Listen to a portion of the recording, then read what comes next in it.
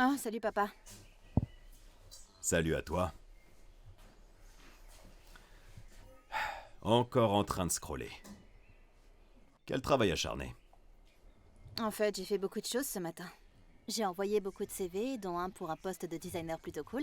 Et il y a une application maintenant qui te permet d'enregistrer ton CV. Il n'y a donc plus qu'à adapter ta lettre de motivation. C'est beaucoup plus facile. Oui, c'est la solution de facilité. C'est ce que tu fais toujours. Je pense que c'est plus efficace. Tu te moques de moi. Dans 2 secondes, c'est nettoyé. C'est comme avoir un enfant à la maternelle. 1, 2, 3... Eh, c'est encore en désordre. Voilà. Content? Non, Gwen. Je ne suis pas content. J'en ai assez, Gwen. J'en ai assez que tu profites de ma générosité. Que tu vives sous mon toit. Mange ma nourriture. Il est temps que tu trouves un endroit à toi. En quoi est-ce que j'en profite? J'ai participé aux frais d'épicerie et aux impôts ce mois-ci. Je t'ai dit que je déménagerais dès que j'aurais trouvé un emploi convenable. Convenable. Ah, ça fait longtemps qu'on entend ça. Il est temps de faire preuve de fermeté. Je veux que tu partes. Quoi? Maintenant?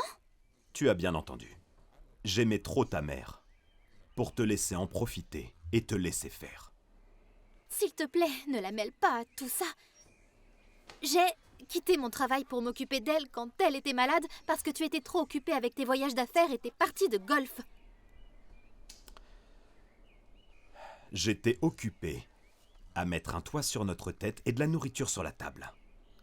Quand j'étais à la maison, j'avais besoin de me ressourcer.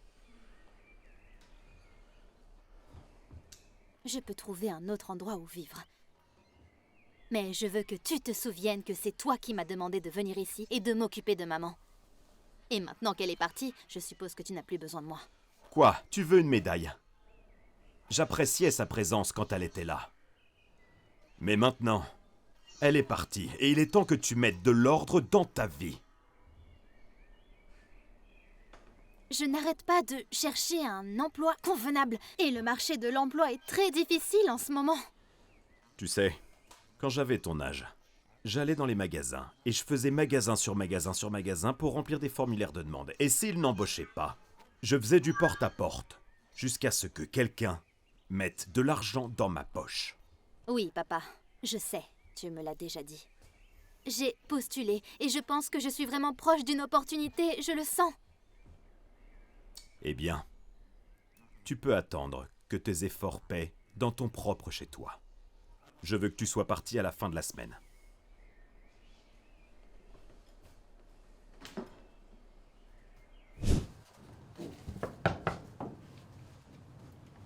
J'arrive tout de suite.